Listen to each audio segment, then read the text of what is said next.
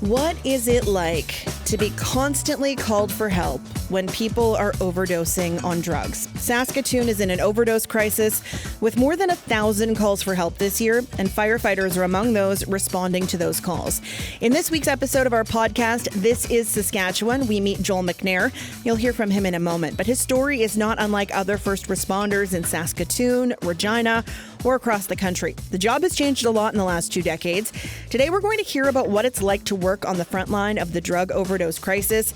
We'll also chat with a researcher about the impact of trauma on frontline workers and find out about training, recruitment, and who's looking out for those people that are taking care of us in our most vulnerable moments. If you have thoughts on this, you can always join the conversation. Call 1-800-716-2221 or email bluesky@cbc.ca. I don't know if you were following our newscasts this morning, but I do want to start with this.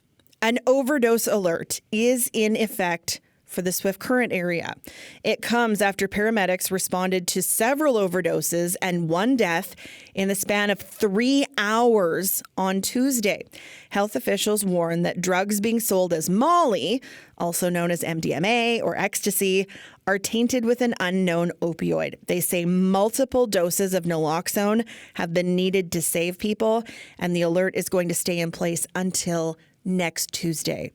Today, we're focusing, though, on Saskatoon. On May 13th, just over a week ago, the Ministry of Health issued another overdose alert for Saskatoon. It was because the fire department responded to 30 drug overdoses over 3 days, and that comes after a big spike in March. That's when Prairie Harm Reduction had to shut down, and 2 library branches actually temporarily closed, too. Overwhelm and overdoses. Those were the culprits. The constant state of emergency is becoming unbearable for people trying to keep people alive. They're worried this has become a new normal. So what's it like on the front lines? On this week's episode of This is Saskatchewan, we find out. I asked firefighter Joel McNair to walk me through an overdose call. It has become a bit of a normal call. It's still an emergency, so we respond, but we've been taught since we were first day firefighters that it's somebody else's emergency, not ours. So we have to respond in a very efficient manner, but not rushed manner. So at one hall, we're fortunate. We do have the fire poles, and not many fire halls have those left anymore. So since I was 3 years old, I wanted to slide down the fire pole, so I still take that fire pole.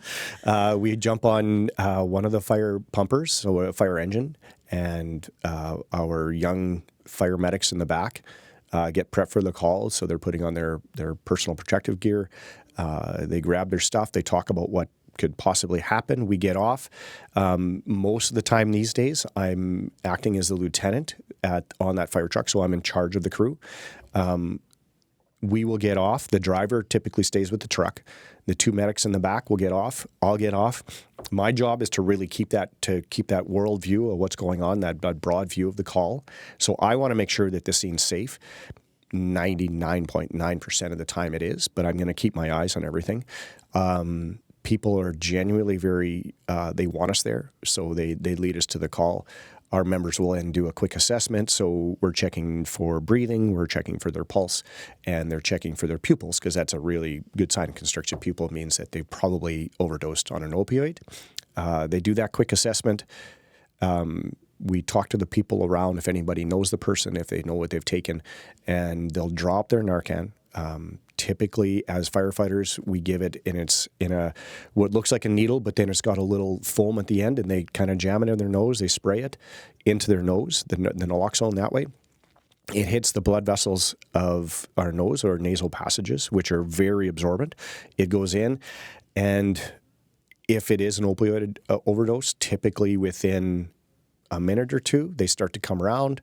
We kind of make sure that they wake up a little bit. One of the other things that we'll do is if they aren't necessarily breathing that well, and one of the ways we can check their consciousness is there's something called an oropharyngeal airway, which is an OPA. Basically, it's a little tube that we put down their throat just to bring their tongue up. Because when somebody is overdosed in a opioid overdose, all their muscle systems basically relax to the point where their tongue falls in the back of their throat and they stop breathing that way. if they're laying on their back. So we get this.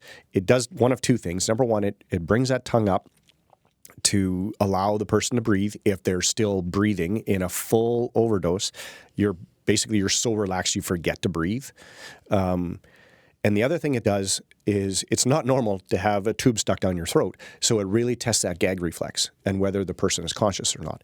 So they'll do that. And then as that person comes out of the overdose, that gag reflex will kick in. We'll pull that tube out real quick because it only goes down like 3 inches. So it's not like it's down into your down your trachea or anything. They come out. We kind of talk to them a little bit, and everybody is relatively happy with the way it went. We talked to them a little bit. If it is a full overdose and the person isn't, the naloxone isn't, then we will switch over to treat it like a heart attack. And then if we're there first, this is the type of things we'll do. We'll put our AED on. We'll start compressions. We'll start bagging them. When I say bag, I mean giving them air, oxygen. And then when the paramedics from Medavie arrive, the teamwork that happens these days is so incredible. I want the people of Saskatoon to know that they are in amazing hands with pre-hospital care. They'll roll in. We tell them what we got while we're doing it. And then Medavie will typically start an IV. They'll give naloxone that way. We're treating it as a respiratory cardiac arrest, so we're really worried about oxygenating this person again. And then, if need be, then we transport to the hospital, and then the medics will do their turnover and let the ER staff take that over. Can you give us a worst? I really want to get into the reality of this because people die. Absolutely. Walk us through what happens if you've come upon someone that you can't revive. So I'm going to go back to the last time it happened for me. I wasn't an officer at that one, so I was actively involved in treating this patient. We gave naloxone. We had to drag them out of a bathroom of a drinking establishment in the city. So we brought them out into an open area so we could start our compressions. Everything that we are able to do in a pre-hospital situation when the advanced care paramedics get there can be done in the emergency room. So we will treat this patient for 20 to 30 minutes from the time that they get their cardiac monitor on. So we've got an established time of when we started treating this patient. So that's not necessarily when the fire department or a bystander started CPR. It's when they get that cardiac monitor on. They will deliver Narcan, they will deliver epinephrine, try to get that heart going again. We will be bagging them. We have, there is a battery-powered tool that gives compressions, so that will take over from us giving like CPR as you know it. This thing, the battery will take over and it will give compressions on this patient. And we will work, we call it work the patient. It seems a little harsh. We will make every effort for 20 minutes plus. If there's no change, if we have gone from asystole, which is the flat line that you see in all the movies, if we have not changed from that at all, there's no change in the patient. After 20 minutes, we will call it, as what it said. So as a crew, we will discuss, have we done everything? The medics will ask each other, they'll ask the firefighters, we'll all discuss if there's anything more possibly that we could do for this patient, which is no different than what could happen in the emergency room. Then we will decide that this patient is not viable and deceased. And the last couple that I had, and this is something I'd like to get into a little bit later or whenever, but I want to talk about how caring and amazing our young paramedics are in this city. But when we were finished with this was a woman we didn't know. This is a woman that nobody in the bar claimed to know. We stopped and we had a moment. Just to recognize the fact that this was somebody's daughter who had perished due to opiate overdose. And then comes the technicalities. We have to clean up our stuff. We have to discuss it with the police officers. They have to wait on scene. Then it turns over to the Saskatoon Police Service and they have to deal with the coroner and that sort of thing. Typically, after this is done and we've helped clean up, that's when the fire department's released and we return back to our station to repack our bags and get ready for the next one. Frontlines of Saskatoon's overdose crisis. He also told me on that specific call, that the bar didn't turn off the music, that the people playing VLTs kept playing the VLTs, and that in that moment, no one other than the first responders were paying attention to the last moments of this woman's life. That is how common and desensitized people have become to what is going on with this overdose crisis and the need for help from first responders.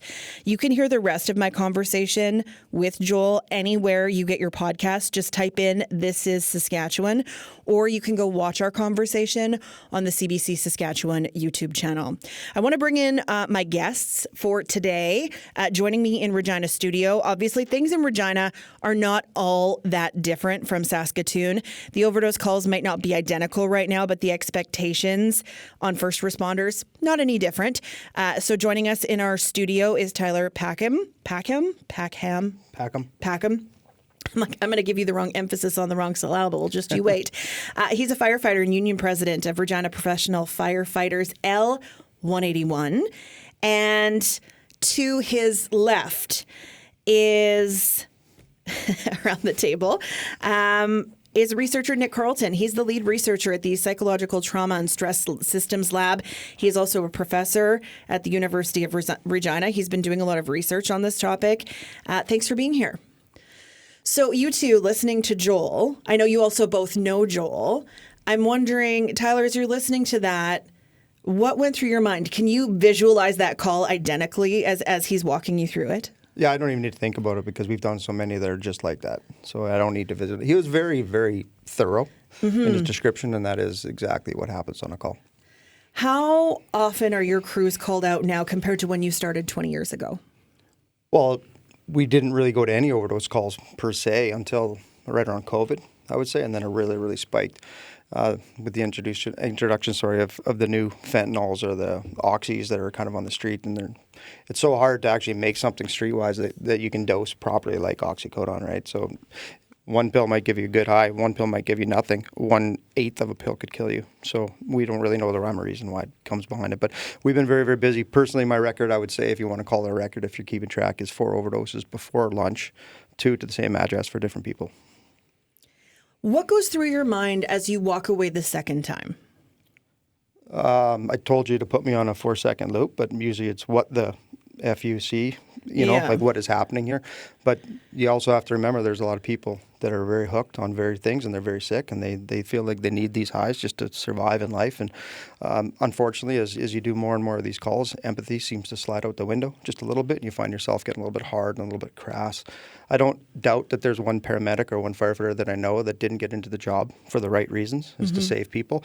Unfortunately, now I'm seeing people saying, how come these people don't just pass away? Like, we've heard even the rule, have you seen the movie Jumanji, where 3 strikes and you're done in the game? Like, how come Narcan doesn't just work in 3 strikes and it just doesn't work anymore? And that is such a sad mental state for people who truly care and want to do good in their communities. That's what's really striking to me. Take me back to COVID when things started ramping up. What was it like for your teams at that time? Because before that, you weren't really going to overdose calls. How did they ramp up, and what were the conversations you were having with your team members? Well, like I said, we did go to overdose calls. They were just different. It would be like altered LOCs or cardiac arrest that we'd go maybe as a result of an overdose, but now we're being dispatched to actual overdoses when it comes in over the phone. I think the biggest thing for me when I really saw it getting bad was we had a 26-year-old female who overdosed in an apartment, and we got there. This is during COVID time, so this, again, like Joel said, you had to put on your gowns and your masks. Oh, your PPE. Oh, man, and it was excruciating because we were double doing everything, and it took time, and it's just frustrating. But that being said, we got in there, and yes, she had overdosed, and yes, we needed to give her Narcan, and yes, we gave her Narcan, and she came back and was walking and talking, and by the time EMS showed up, and we just handed off patient care to EMS.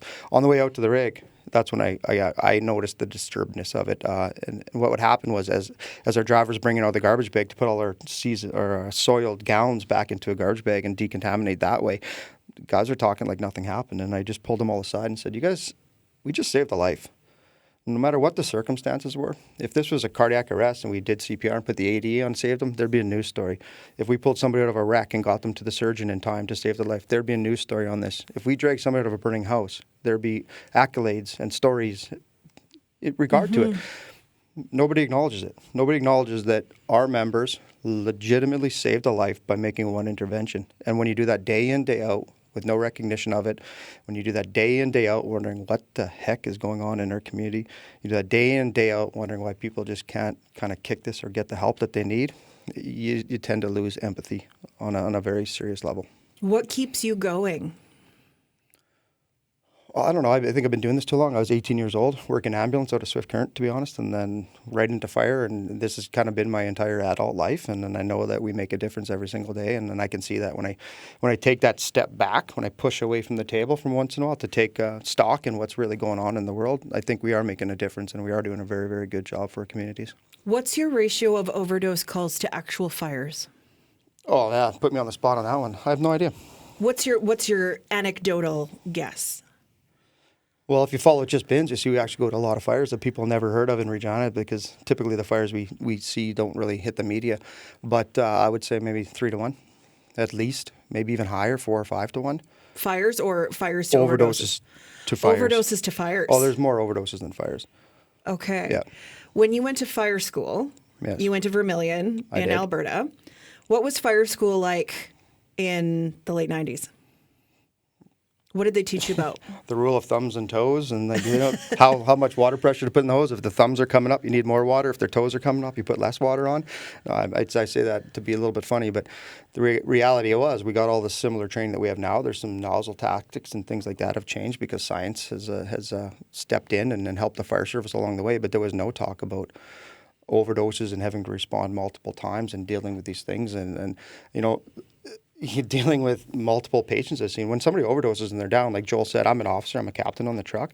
So my job is to make sure it's safe just like he is. But then if there's other people there, a lot of times you're trying to get information from them. Or it could be a loved one and you're trying to console them and be their rock in that brief moment. Who do you need to contact? Who can we help you contact? What can we do for you? Like they'll ask what's next? What do we need to do if somebody passes away? So now you have the emotional and mental burden of what you just saw and what your hands were doing and the sights and the smells, but then you also have the emotional side of making some sort of a connection with a complete stranger. Joel told me that this does indeed take a toll. And you've talked about how it changes your empathy, but how does it take a toll on how you interact in your daily life away from work? Okay, yeah, this is getting a little bit personal and deep, but in a sense. But let's just put it this way. I remember coming home when my kids were young and my ex now, but my wife at the time was like, hey, this is what's going on. This was hard. I'm like, yeah, you're talking about the kids' rooms not being cleaned up. You're talking about somebody didn't eat or somebody didn't nap. And then I rolled in after a shift and lay down on the couch. Like, that's not even real problems. You don't know what I felt, what I dealt with today? Mm-hmm. It turns you a little bit hard. It turns you a little bit crass. It turns you a little bit judgmental. It turns you a little bit opinionated at times. And that is not a good place to be. You should be able to have the emotional awareness or the intelligence to be like, okay, my work life and my home life is different. And then when they start to intrude on each other, I think you've got a problem. And I would have to admit that I did. I don't suffer from PTSD. I've been very fortunate in my career that I've been able to handle certain situations and some serious ones, including picking up my own grandfather who came in as a chest pain, but turned out to be a bleed and he ended up passing away. So, I mean, I've been through the traumatic things and handled it. It's the harshness and the coldness that you bring home that to me is a big red flag. Is that common among firefighters, do you think? I don't think a lot of us talk about it, but I think when some of us start to talk about it and realize and acknowledge like some of the stuff they've done, and a lot of times they don't even know they're doing it. But if you start to share your story, which I did, I went through a pretty nasty divorce and it was pretty stressful. Mm-hmm. And I'm pretty open and I like to talk about stuff. And you'll see some people kind of like eyebrows go up. Okay, I can kind of relate to that. And some like nodding along. Yeah, for sure. And because we do share the same war stories. I mean, every time that truck rolls, there's 4 people sharing the same event. And they all share it on a different level. Mm-hmm. So it affects all of us on different levels. And we're glad that we have people like Nick. I think I've known you for about 4 years now or a little bit better, but he's a huge advocate for firefighters, mental health, police, anybody, protective services, first responders, whatever you want to call it. So there are people out there that give a crap about the people who give a crap, and we're very grateful for that. So hopefully we can continue to get smarter, get wiser, get a little bit emotionally intelligent, and kind of deal with our situations before they become overwhelming. Today on Blue Sky, we are talking about the impact of the overdose crisis in Saskatchewan on first responders. On this week's episode of This is Saskatchewan, my guest was Joel McNair, a Saskatoon firefighter for more than 2 decades, who shares with me what it's like as a firefighter responding to overdose calls. That's something that firefighters didn't have in their repertoire 20 years ago and is now more than a daily occurrence right across the province. My guests today, Nick Carlton, who's a professor at the University of Regina, and Tyler Packham, who's a firefighter in Regina. I want to bring in Nick to this conversation. Tyler has shared a lot about his own personal experience as a firefighter. Joel does as well on the podcast. I think something that Tyler said that twinged with me that is true is that when there was a heroic life saved in the past, there was typically a news story about it, particularly if it was a really dramatic saving. And we hear now of times where first responders have to administer Narcan like 15 times or something absolutely ridiculous to bring someone back from a serious overdose.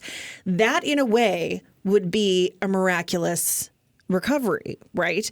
But we don't hear about these stories because the drug overdoses are so common. Tell me about how you started looking into what has become a really common problem in our province and in society.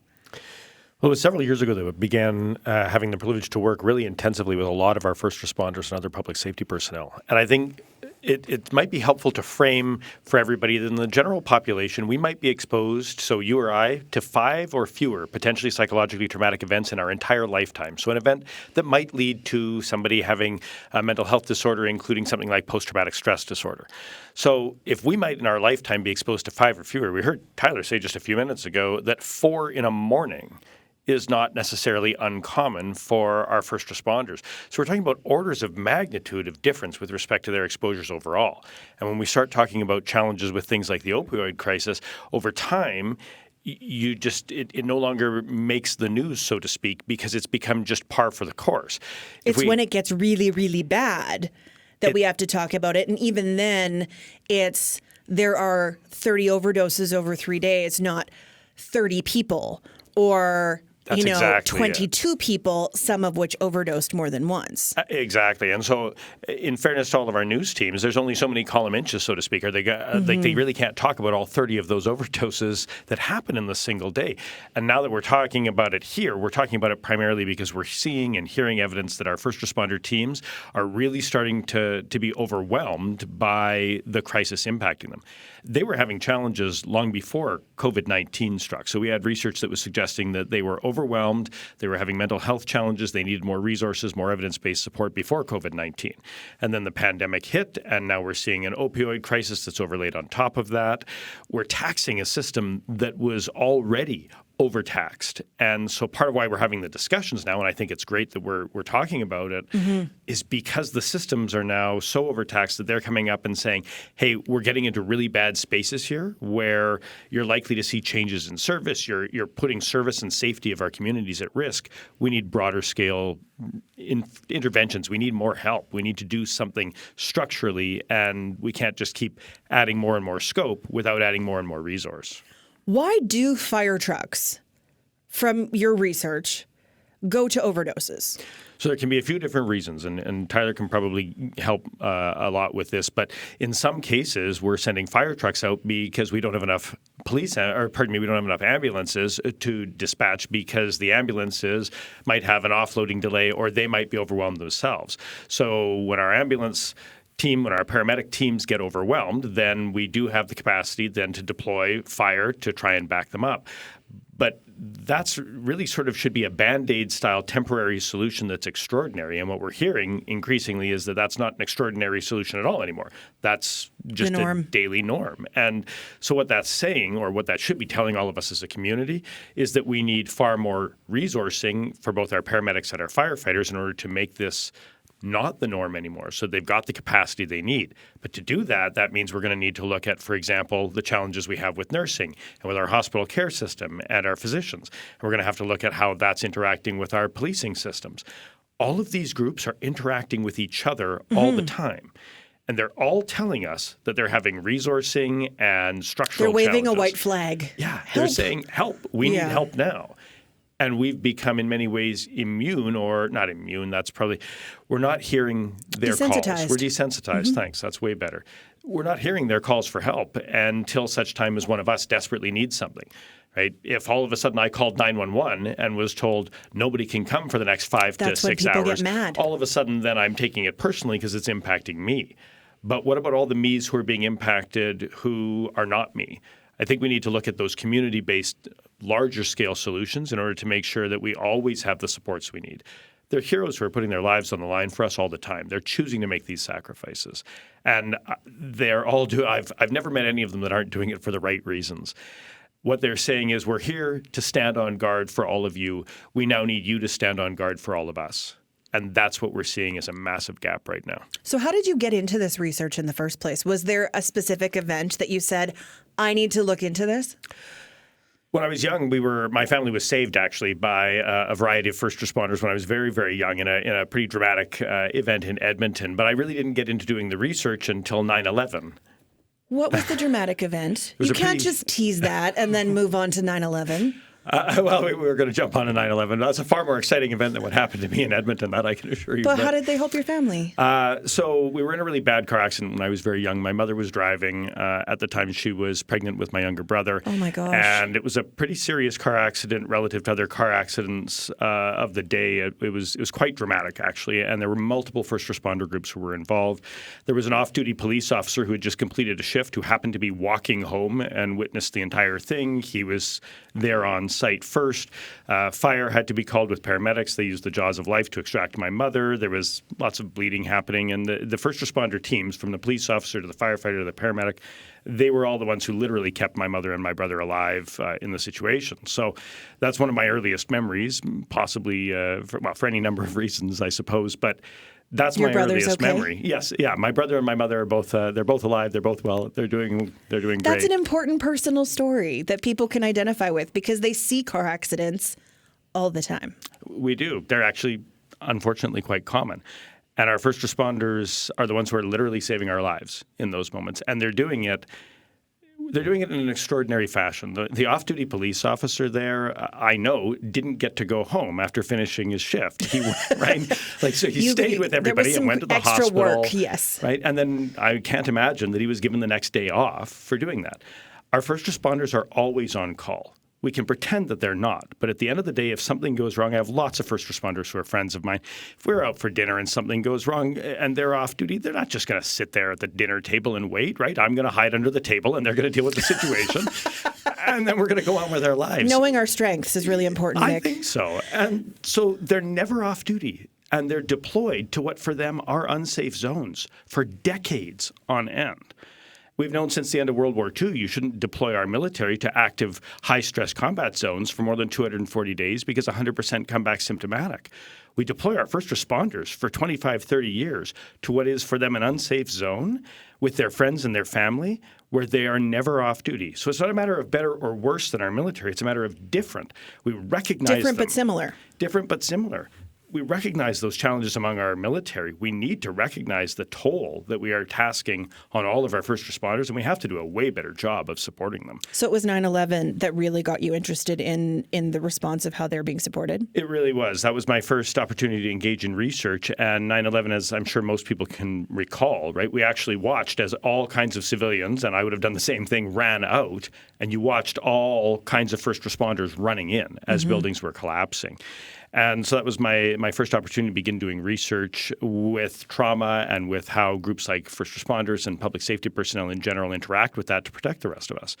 And so now here we are 20 some odd years later, and I've had the privilege of working with first responders from coast to coast to coast. And they are, for at least a decade now, they've said, we need more help. We need evidence-based solutions. We need structural solutions. And the volume of those requests has been increasing, but in some cases, I think they're feeling like the requests can fall on deaf ears because the solution is regularly, well, we'll provide you with this 1 hour thing or what have you, a checkbox of some kind for mental health, but we really want you just to get back in the truck. We just want you to get back on duty as quickly as possible. And none of the data we have suggests that quick, small, one-off solutions are actually going to help. We need much larger solutions. And WCB Saskatchewan, WorkSafe Saskatchewan, is doing a fantastic job right now of helping us resource Saskatchewan-wide pilot test of some of those kinds of structural solutions. So we're excited over the next 2 years The RCMP study and the RCMP have led the entire world in building evidence-based solutions that now we're having an opportunity to try and test more broadly with other first responders. And so far, we've got a lot of success there. But these things take time and resources and investment. And it's not just about money. We need people, and we need to make sure that we're supporting our first responders and supporting the up-and-coming generations, because they're also reporting increasing difficulties with recruitment and retention. And that should scare everybody, because if we have recruitment and retention problems, it's not like we can just go to Costco and pick up a new flat of firefighters this afternoon because suddenly we have the money. Wouldn't that be something? It would be, but unfortunately, I haven't seen them at Costco lately. I'll keep watching. So we need time. Easy on that. just we're a cog in the wheel. When one of us retires, another one just fills right in. So let's not replace us with a flat of us from Costco. We're easily replaceable as it is. But Tyler, when it comes to recruitment, when people come up to you, young people come up to you and say, I want to be a firefighter, what do you tell them about the job now? Are you, yes, this is the best decision I ever made? Or do you fall into that, this is hard, these are the realities of the job? Where do you fall into to growing the next generation versus also trying to protect them from themselves? It's absolutely, yes, it's the greatest job ever. It is? It still is. My son, he's grade 11. He's in grade 12, going into university next year. He still wants to be a firefighter. Oh, he's had the opportunity that. to play for the Rams, so he's going to go do that, which is not down the trail of becoming a firefighter, but he wants to play the best football that he wants. Yep. I support that. I 100% support him to want to do what I do in this career. But I am very honest with them about the trials and the tribulations and about the hardness of the job, and it is getting tougher, I think. A lot of times you do feel expendable. For example, talking to a trained professional about what's going on in your head is huge. I have $300 a year to do that in my healthcare account. That's it, $300. That's not even 2 sessions. Like to go see a counselor? Yep. They charge $200 an hour. Yeah, exactly. So you get 1.5 sessions. I've been lucky enough to find a counselor that will actually discount a little bit of my sliding fees, scale. a little bit to help out in that regard. That being said, the city does offer a family assistance program. The only problem with that is when you establish a relationship with a caregiver, with a provider, you want to see that person because you trust them. You've already built that basis. You don't have to start over every time you go see them. Exactly. So it does come down to dollars and cents a lot, unfortunately. Even with WCB, and then hats off to them. They've been working very, very hard, but we have a thing called presumptive legislation for PTSD, for trauma, but it's not presumed because our members are still having to jump through hoops. They're still having to see WCB psychologists to say, okay, we agree with your psychologist. But I tell you what psychologist is willing to wreck their reputation to give me a false diagnosis for PTSD so I can make a little bit of money or not be at work and get paid what I would have been at work? I don't understand this. So we have members who are messed up mentally because of the job, having to relive situations to another shrink or psychologist or whatever you want to call it, who they don't know and haven't established that relationship, while they feel like they're being judged and maybe be declined of their illness because they're worried about what that person thinks about them. So all I'm saying is more needs to happen. There are really good people doing really good work to try to help firefighters and paramedics and police and corrections and the whole gamut. But I'd like to see it move a little quicker if we could. I want to go to the phones. Karen Ann is rather on the line. Karen, go ahead. Yeah, hi. Thanks. Social work in its original moorings, so to speak, has often been on the cutting edge of providing services on the front line. And I know we have some social workers in Regina on a front line here or a front line there. But unfortunately, there doesn't seem to be the kind of political will and vision. For example, one of your panelists spoke about how they need help. They need help, and there are people who have the skills, or maybe other people who can, with some training, allow social workers to go more beyond the nose that the, let's say the health district, for example, would prefer them to go. And there you're talking about budgets and things like that. But also, social workers can also be a voice of, creative critique. I mean, it's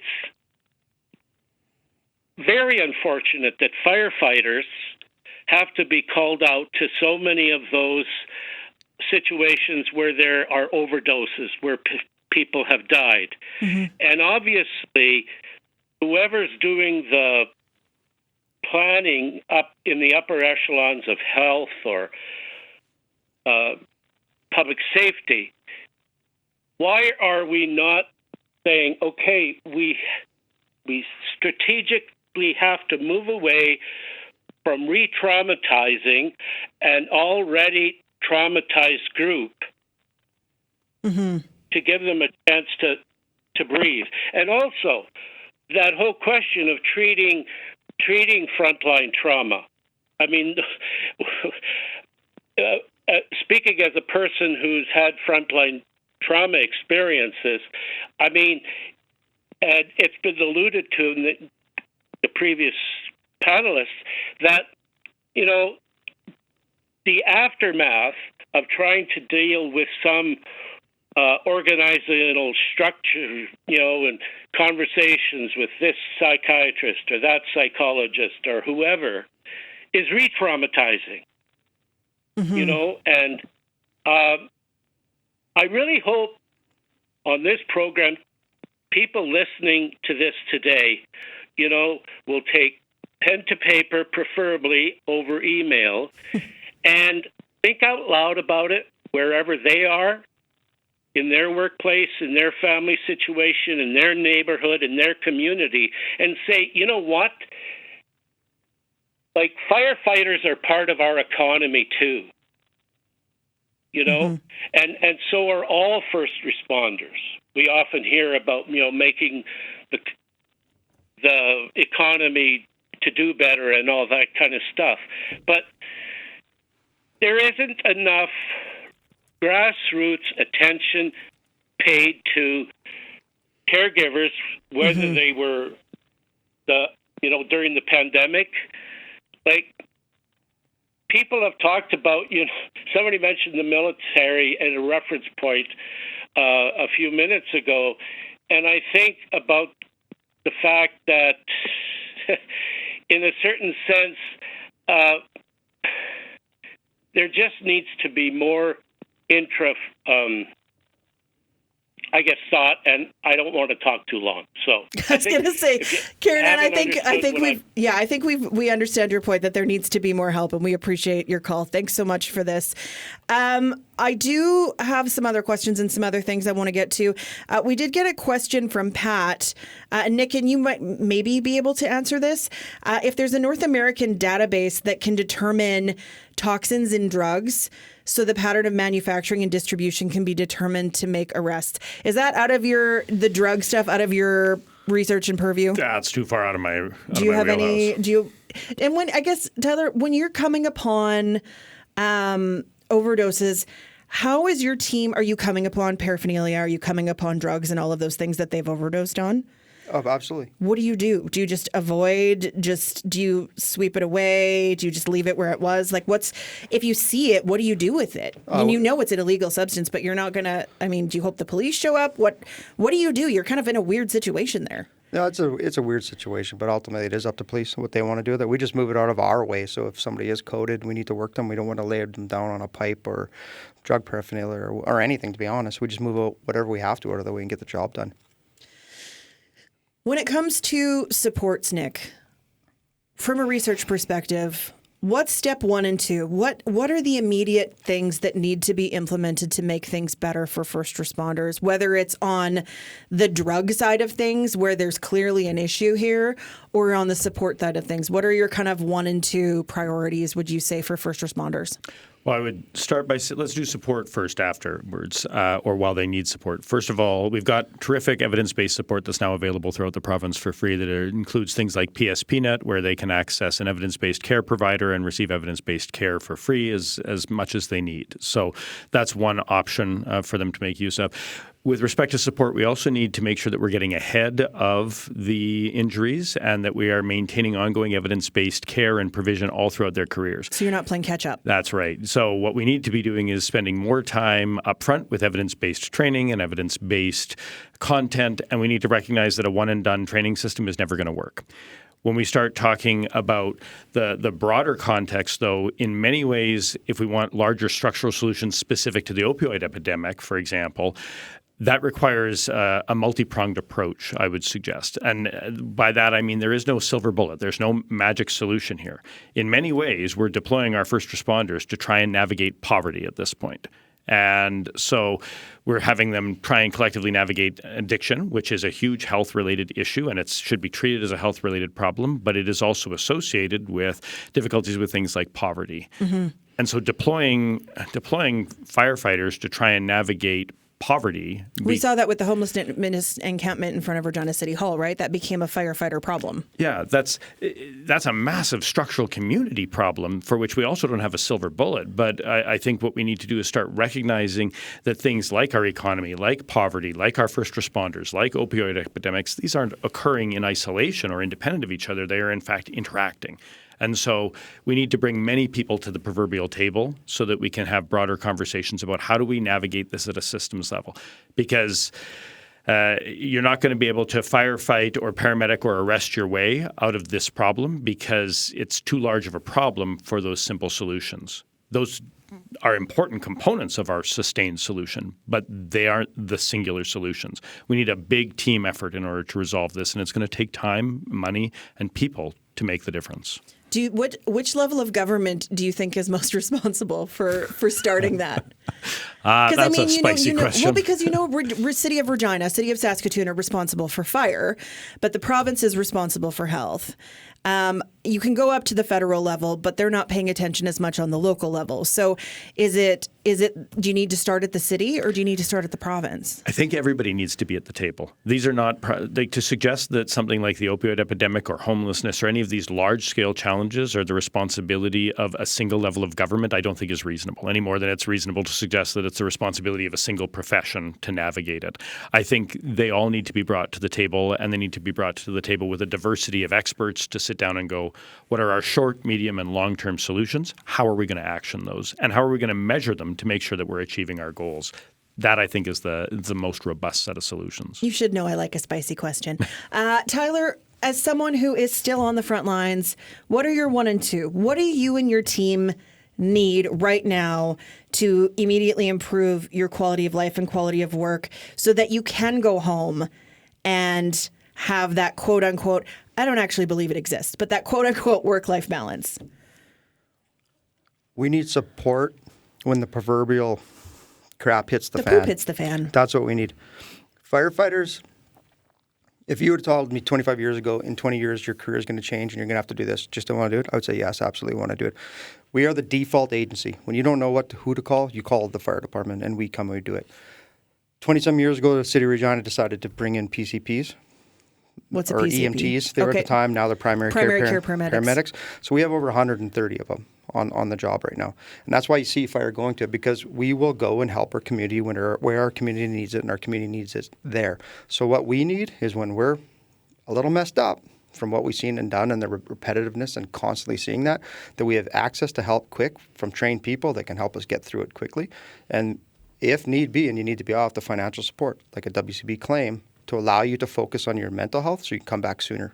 I think that isn't there a stat like every dollar spent on mental health is like a $7 return or a $4 return? Something like that. It's a huge gain. Yeah. So our people, our firefighters, great human beings, the cops, everybody, they're going to respond and they're going to do their jobs. It's just when their job and they're not able anymore, that's what we need is the support from other people to help us get back onto the proverbial horse. What do you think the biggest misconception people think about when they see... I think of times, and you see these videos shared on the internet and stuff now where there's an overdose happening and you see that there's all of these first responders. What's the biggest misconception about what's happening in that moment from an outsider looking in? Probably that they're bad people. That maybe, like, look, there's just another junkie doing junkie things. In a personal story, we were out in Vancouver, and my kids were quite small, let's say 7 and 5-ish. We did East Hastings. Mm-hmm. I've been there too. And not not to make any huge point other than the fact I pointed out to my son and my daughter, like, these aren't all bad people. Some might be. Some could have been somebody just tried something at a party for the first time and got hooked, and now this is their life. They need help just like everybody else needs help. They just don't, like, the bell doesn't ring for them like it rings for us to go out and help somebody. So people just need help when they're down, and addictions are a different type of beast that I think people claim to understand as best as they can, but I think it affects everybody individually, and you need that individualized way to handle people, and we just don't have enough people. I mean, doctors and psychologists and social workers, they burn out also. Mm-hmm. But we need people that understand our world, because I don't know how many people have told me I went to see a psychologist and they were in tears by the end of what I told them I did. And I saw and I smelt and I felt. Or you have them saying, do you have any more stories? Tell us more stories. That's not what we need. Like, we're not here just to tell stories. We're here to say what's on our mind. I'm not here to entertain you. I'm trying to get better. But that being said, we will continue to roll, and if that's our role, is to help the community and the people that we serve by going to overdoses, we will do that until we cannot do it anymore, and proud to do it and happy to do it.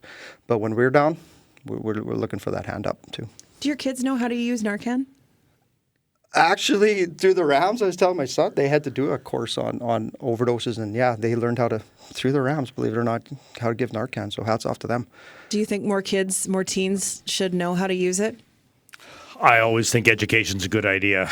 I think it would be a real sad state of affairs if our solution to an opioid epidemic is that we're going to train more and more people to manage overdosing.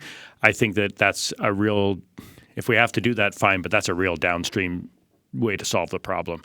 We should be getting way further upstream. We should be figuring out solutions so people don't need to know how to recover somebody from an overdose. That would be random better. People like me shouldn't have to have Narcan in their car just in case. Just in case. Like, that's a sad state of affairs for all of us. And unfortunately, I think we're very close to that state of affairs. And so it's time for us to pull up and make better choices as a community. Thank you both so much today for sharing both your research and the rough side of your job. I think that we see firefighters and EMTs and everyone swoop in and swoop out, and they don't think about what you have to deal with afterwards. So thanks for all you do and for sharing that with us. And thanks to Joel McNair for sharing that as well. You can hear more of his story on the This Is Saskatchewan podcast, which is out now. You can find that wherever you get your podcasts.